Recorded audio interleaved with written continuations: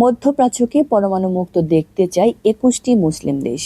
Israel Iran উত্তেজনার মধ্যে এক বিশাল কূটনৈতিক বার্তা দিয়েছে ২১টি মুসলিম দেশের জোট।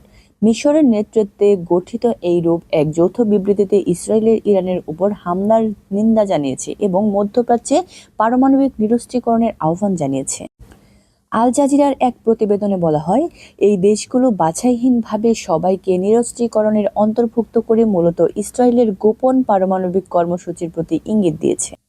গ্রুপটি সতর্ক করে জানায়, এই সংঘাত আরও বিস্তৃত হওয়ার আশঙ্কা রয়েছে। তারা মধ্যপ্রাচ্যকে পরমাণু মুক্ত রাখার আহ্বান জানিয়ে জাতিসংঘের পারমাণবিক বিস্তার রোধ চুক্তি এনপিটিতে সবার যোগদানের আহ্বান জানায়। এই জোটের সদস্য দেশগুলো হলো Al Jazeera, Bahrain, Brunei, Chad, কোমোরোসো, জিবুতি, মিশর, Gambia, Iraq, Jordan, Kuwait, Libya, Mauritania, Oman, Pakistan, Qatar, Saudi আরব, সুদান, সোমালিয়া, তুরস্ক এবং সংযুক্ত আরব আমিরাত।